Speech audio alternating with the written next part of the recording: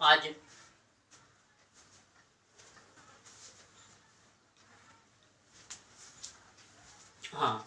आज हम इस वीडियो में आपके सामने EPS ऑनलाइन क्लासेज लेके आए हैं, कक्षा 9 हिंदी विषय। इससे पहले जो हिंदी मैंने आपको वीडियो बनाई थी, उस वीडियो में आपको दिखाया था प्रत्यय, कि प्रत्यय क्या होते हैं, कितने होते हैं, किन किन भाषाओं में होते हैं, वो आपको दर्शाया था। लेकिन इस वीडियो में हम बात करेंगे सर्वनाम की। किसकी बात करेंगे? सर्वनाम की, कि सर्वनाम होता क्या है और ये कितने प्रकार के होते हैं, इसका मतलब क्या होता है, इसके भेद कितने होते हैं, हमको इनकी पहचान कैसे होगी, किस प्रकार के होगी, उसके बारे में बात करेंगे। देखिए, यह है सर्वनाम। सबसे पहले मैं सर्वनाम बताता हूं। सर्वनाम की परिभाषा।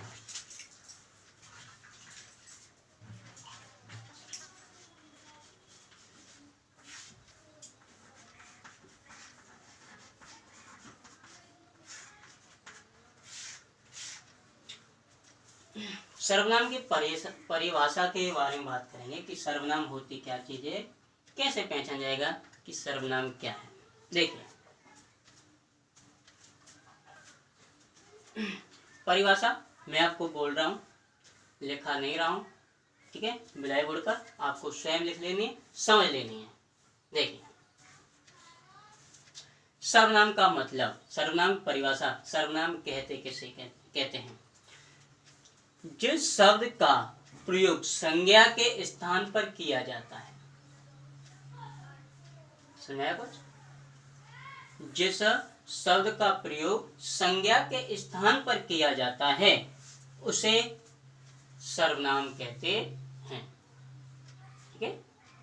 जिस शब्द का प्रयोग संज्ञा के स्थान पर किया जाता है उसे हम क्या कहते हैं? सर्वनाम कहते हैं। परिभाषा आपके समझ में आ गई होगी कि कोई भी शब्द है संज्ञा के स्थान पर प्रयोग में किया जा रहा है उसे हम क्या कहते हैं? उसे हम सर्वनाम कहते हैं। जैसे बता रहा हूं, देखें, जैसे मैं, तुम, मैं, तुम, ये क्या है? सब ये सब हैं सर्वनाम। क्या है ये? सर्वनाम। समझ आ गया कि जो भी शब्द है संज्ञा के स्थान में प्रयोग किए जा रहे हैं। जैसे राम पुस्तक पढ़ता है, ये तो संज्ञा हो गई, लेकिन राम को हटा देते हैं, क्या कर देते हैं? वह पुस्तक पढ़ता है, तो संज्ञा के स्थान क्या हो गया? वह हो गया। संज्ञा के स्थान क्या हो गया? वह हो गया।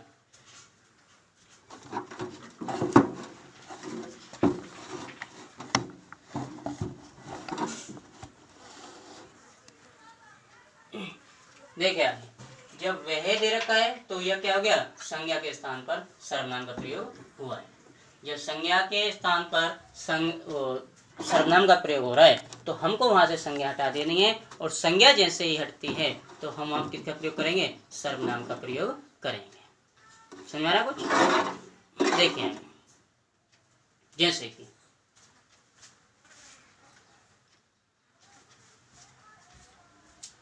आगे हम बात करते हैं किसकी? ये समझ में आ गया हो गया कि संज्ञा किसे कहते हैं? कोई भी शब्द है, वह शब्द अगर संज्ञा के प्रयोग पर, संज्ञा के स्थान पर प्रयोग लिया जा रहा है, काम में लिया जा रहा है, तो वो क्या कहलाता है? सर्वनाम कहलाता है। सर्वनाम की हम बात कर रहे हैं, ठीक है। देखिए, तो हम क्या कहते हैं कि जो सर्वनाम है, सर्वनाम के भेदों के बारे में बात करेंगे कि जो सर्वनाम के भेद हैं वो कितने प्रकार के होते हैं। ये तो बात की हमने किसकी? संज्ञा की परिभाषा की, संज्ञा क्या होती है। अब सर्वनाम, संज्ञा नहीं, सर्वनाम कि सर्वनाम के भेद।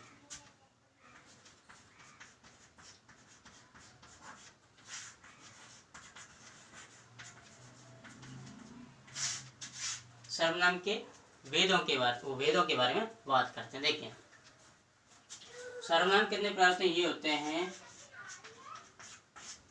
6 प्रकार के। सर्वनाम कितने प्रकार होते हैं? 6 प्रकार के होते हैं। अब देखिए होते कौन कौन से हैं। नंबर एक की बात करते हैं।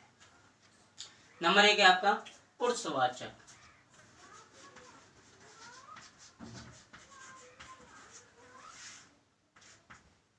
कौन सा है? पुरुषवाचक सर्वनाम हो गया।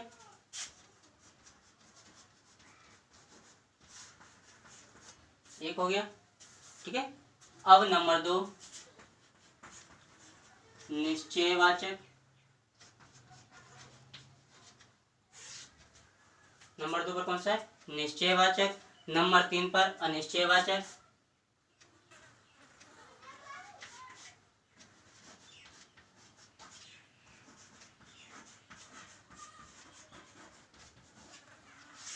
नंबर 3 पर अनिश्चय हो गया। नंबर 4 ध्यान रखना, निश्चय अलग होता है, अनिश्चय अलग होता है, ठीक है।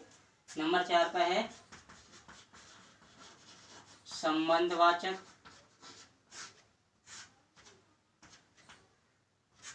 ठीक है, नंबर 4 कौन सा है? संबंधवाचक।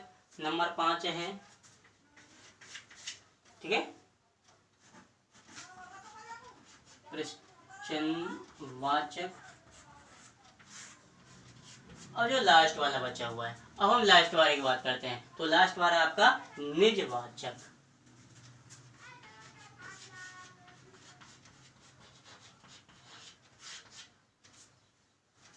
कौन सा है? निजवाचक। तो जो सर्वनाम है उसके वेद कितने होते हैं? वेद होते हैं 6।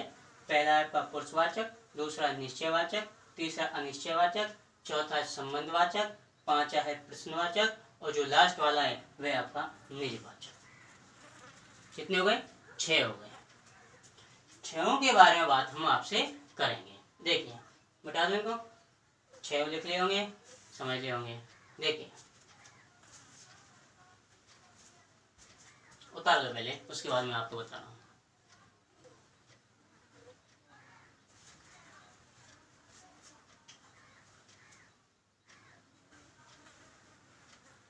छह को उतार लेना।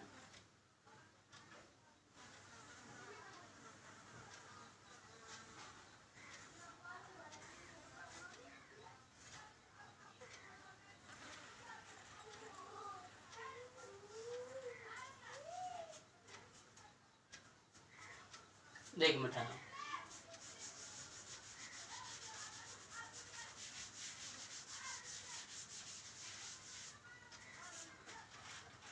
नंबर 1 पुरुषवाचक।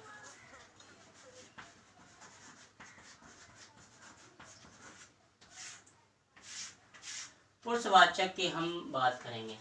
पुरुषवाचक क्या है? सर्वनाम। पुरुषवाचक की हम बात करेंगे। पुरुषवाचक में क्या करना है? सबसे पहले इसकी परिभाषा, मैं परिभाषा बोल रहा हूँ, परिभाषा लिखनी है आपको। पुरुषवाचक लिखिए,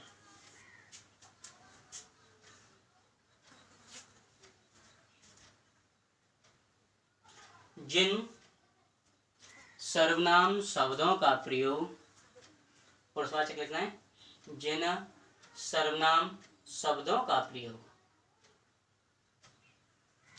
किसी पुरुष के स्थान पर, जिन सर्वनाम शब्दों का प्रयोग किसी पुरुष के स्थान पर होता है, पुरुष के स्थान पर होता है,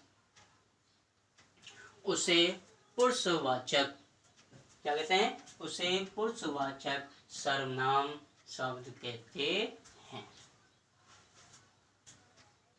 समझ आया? बताएं।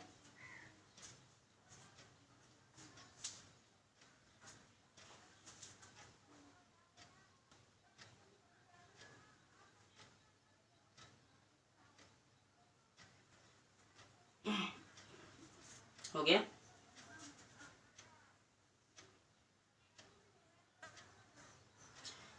इसमें अधिकांश क्या होता है? पुरुषवाचक इसमें होता है, देखिए इसके उदाहरण में देखो, बता रहा हूं मैं आपको। जैसे मैं, तुम, किसके हैं? पुरुषवाचक के उदाहरण है। जैसे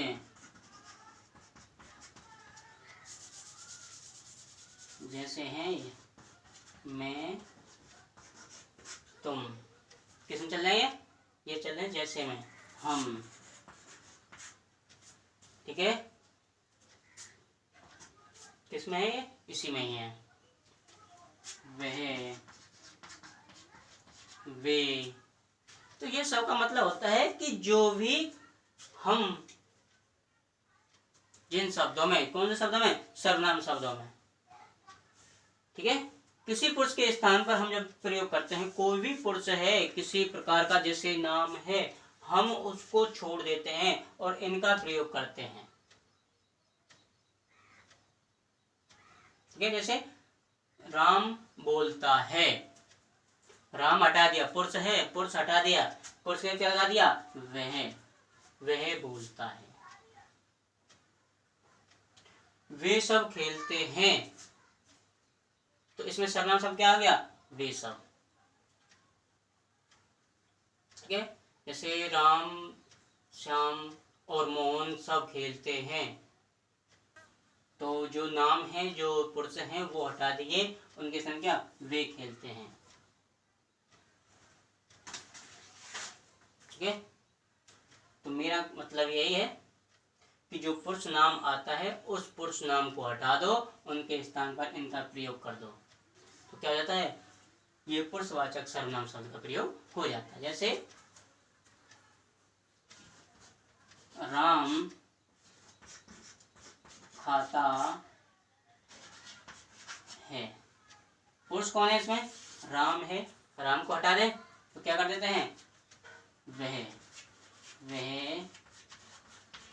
खाता है।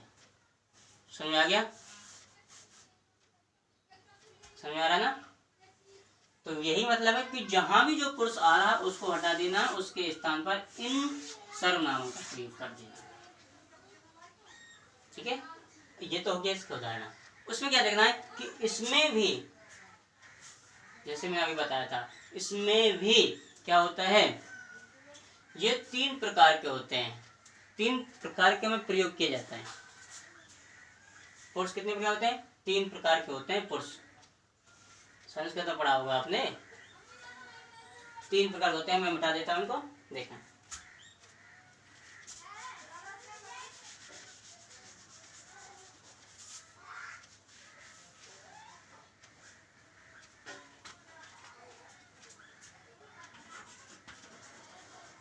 पुरुष तीन प्रकार के होते हैं। ठीक है, नंबर 1 का बात कर रहे हैं।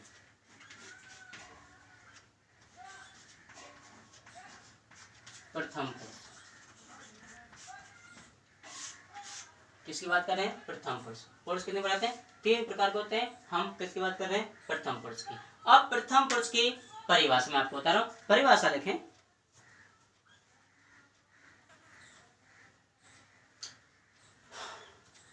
प्रथम पुरुष की परिभाषा, जिन संज्ञा नहीं, जिन सर्वनाम का प्रयोग, जिन या जिस सर्वनाम का प्रयोग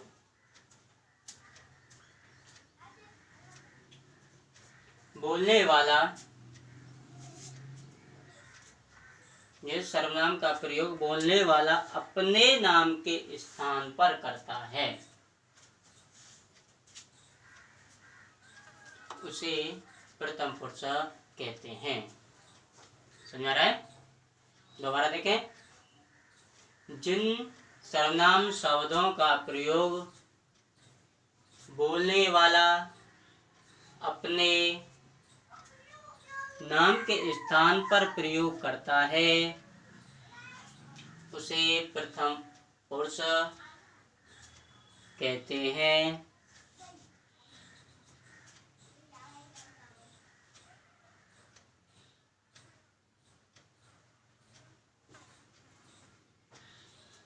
देखिए, सॉरी, ये प्रथम पुरुष ना उत्तम पुरुष की बात कर रहा हूं मैं,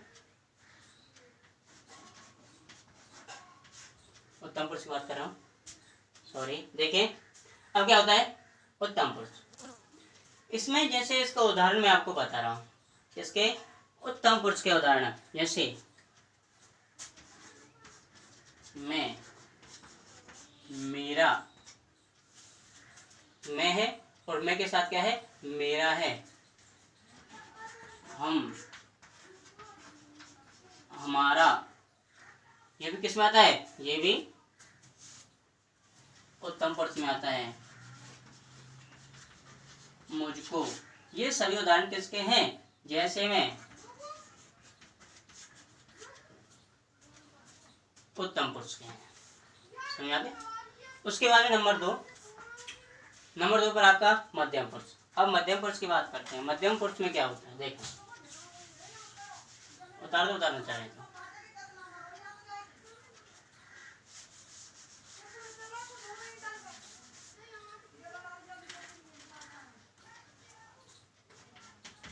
नंबर 2 मध्यम पुरुष। मध्यम पुरुष की परिभाषा लिखें। नंबर 2 डालो। नंबर 2 किसका है, ये ध्यान रखना, भूल मत जाना। ये आपका पुरुषवाचक का है। पुरुषवाचक का नंबर 2 है ये मध्यम पुरुष। लिखे ऐसी परिभाषा, जिस सर्वनाम का प्रयोग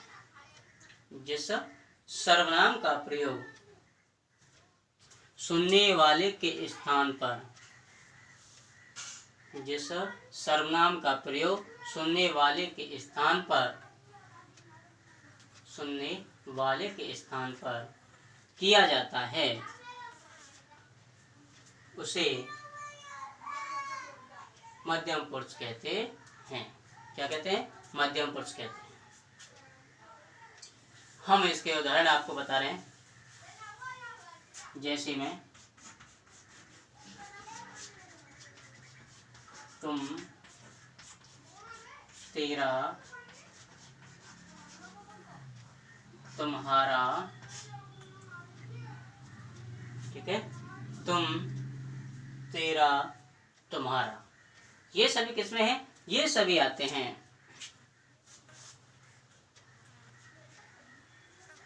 मध्यम पुरुष में। तुमको,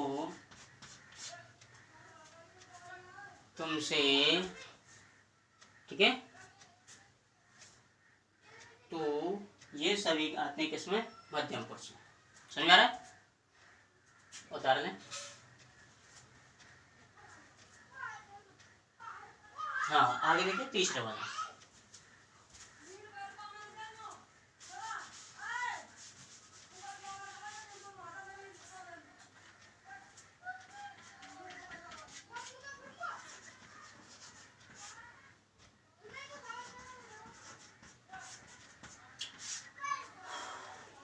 अन्य पुरुष के बारे में बात करते हैं। इसी का तीसरा वाला पुरुष है अन्य पुरुष। लिखें इसकी परिभाषा, जिसके संबंध में कुछ कहा जाता है, जिसके संबंध में कुछ कहा जाता है,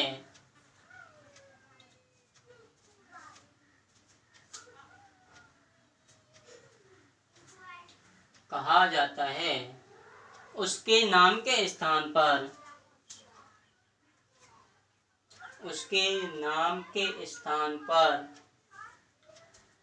वक्ता द्वारा जिस सर्वनाम का प्रयोग होता है, उसके नाम के स्थान पर वक्ता द्वारा जिस सर्वनाम का प्रयोग होता है, उसे अन्य पुरुष कहते हैं। ये इसकी परिभाषा हो गई, समझ आ गई होगी सभी को। हम अब इसके उदाहरण, जैसे में, उसका, उसने, वह, वे, ये सभी क्या आते हैं, ये सभी आपके अन्य पुरुष में आता है। अन्य पुरुष का उदाहरण, उसका, उसने, वह, वे, ये सभी अन्य पुरुषवाचक उतार लें।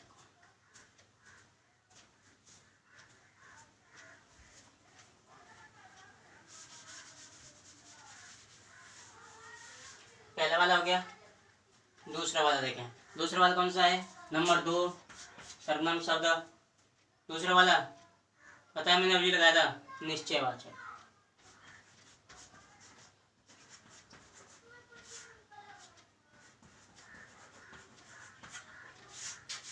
निश्चयवाचक के बारे में बात करेंगे। इसकी परिभाषा देखिए। जिन सर्वनाम शब्दों के द्वारा, परिभाषा बता रहा हूं निश्चयवाचक की, जिन सर्वनाम शब्दों के द्वारा किसी निश्चित वस्तु का,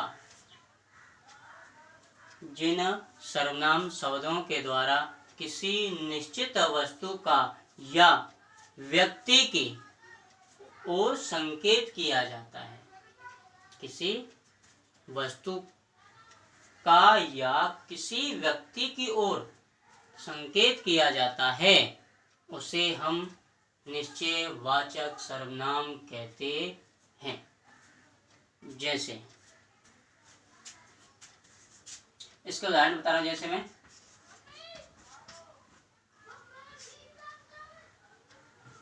यह है, ठीक है, जैसे बता रहा हूं, यह है, वे, वह, ये सब किसी के हैं? निश्चय के हैं। ठीक है ना? इन्होंने, ये सभी निश्चय के हैं। अब कैसे समझेंगे? जैसे यह चौक है, तो ये वस्तु है, क्या है? निश्चित है ना कि ये चौक है, निश्चित बात है कि चौक है, यह चौक गया। अब वे बता, वे सब मेरी पुस्तकें हैं, जो पुस्तकें हैं निश्चित हो गया कि वो मेरी हैं। जिसमें इस प्रकार के निश्चित बात दर्शाई जाती हो, वे सभी किस में आते हैं? निश्चयवाचक में आते हैं। ठीक है, आगे करते हैं हम अनिश्चयवाचक।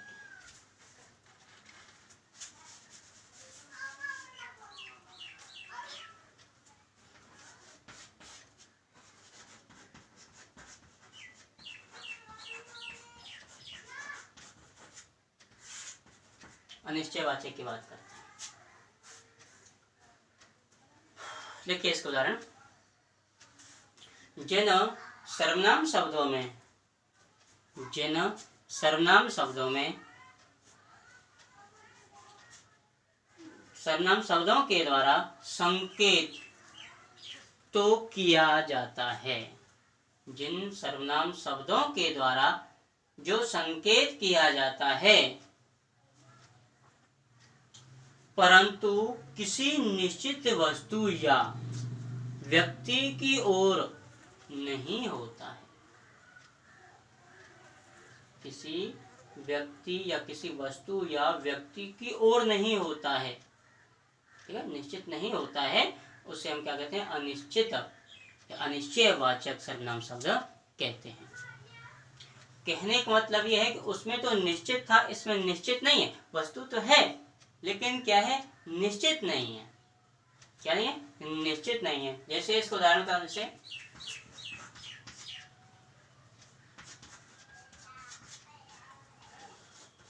कुछ कोई, कुछ कोई,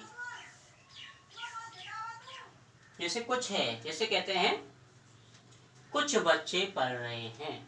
बच्चे तो हैं, पढ़ भी रहे हैं, लेकिन निश्चय नहीं है कि कितने पढ़ रहे हैं।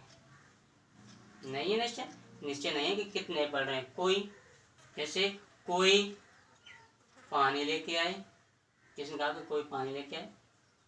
कोई पुस्तक पढ़े, कहा तो व्यक्ति से जा रहा है, लेकिन ये निश्चित नहीं है कि किससे कहा जा रहा है। कोई भी कर सकता है, अनिश्चित है। तो इस प्रकार की स्थिति में क्या होता है? अनिश्चयवाचक सर्वनाम का प्रयोग होता है। अनिश्चय हो गया तीसरा वाला। चौथा वाला देखो,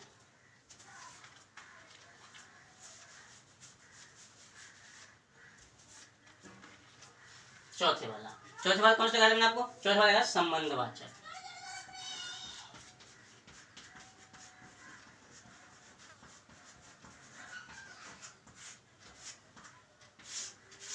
संबंधवाचक के बारे में प्रयोग करेंगे। देखिए सर्वनाम संबंधवाचक की परिभाषा लिखें। संबंधवाचक कहते किसे हैं? देखिए जो सर्वनाम शब्द वाक्य में, जो सर्वनाम शब्द वाक्य में परस्पर संबंध का बोध कराते हैं, जो सर्वनाम शब्द वाक्य में परस्पर संबंध का बोध कराते हैं, उन्हें हम संबंधवाचक सर्वनाम कहते हैं। परस्पर लगाया था मैंने इसमें। परस्पर मतलब क्या था? आपस में संबंध जो दर्शाते हैं। ठीक है, देखिए इसके उदाहरण बताऊं मैं।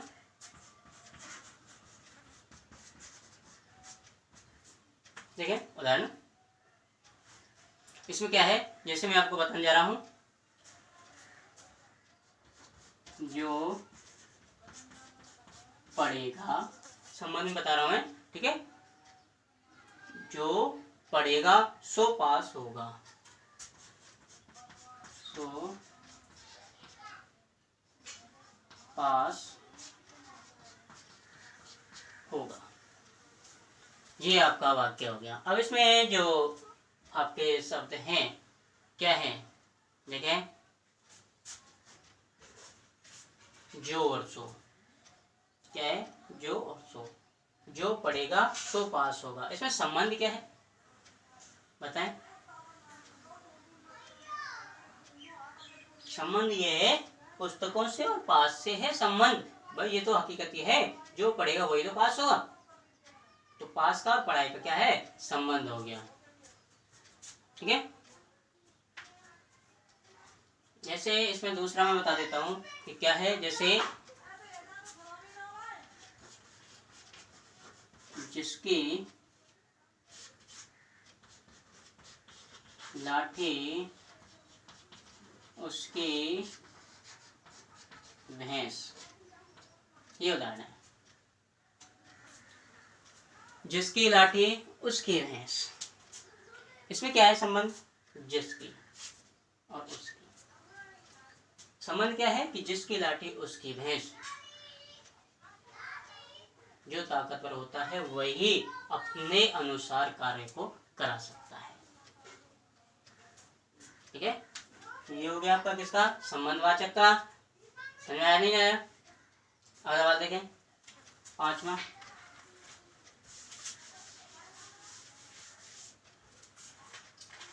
कौन सा चल रहा है? पांचवा है आपका प्रश्नवाचक।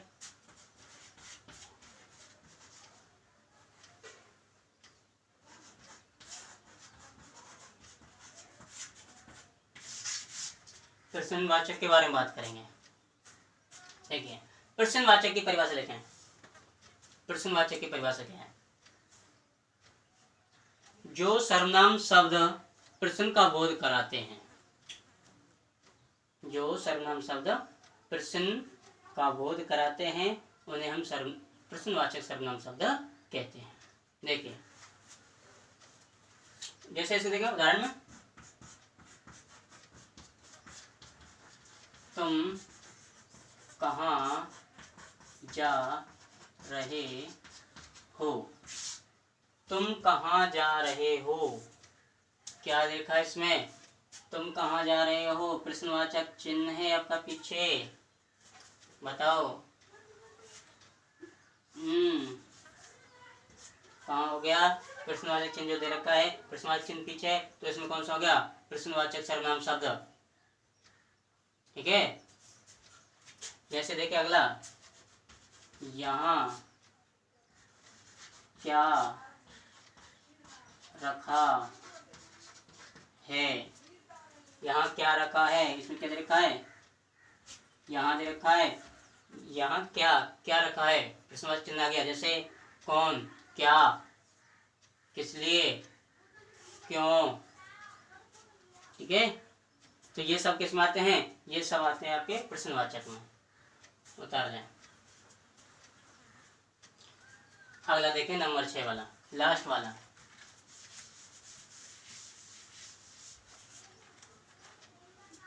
नंबर 6 चल रहा है। नंबर 6 है, लास्ट वाला है, जिसका क्या है? निजवाचक।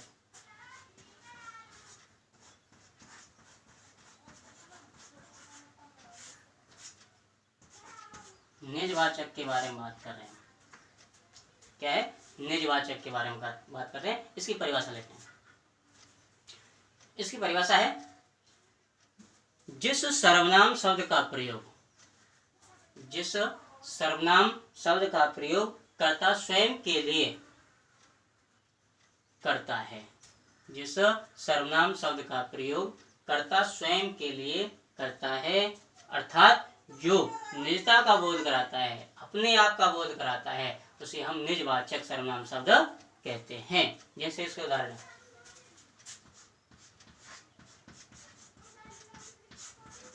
जैसे बता रहा हूं आपको, ठीक है। जैसे है, मैं अपने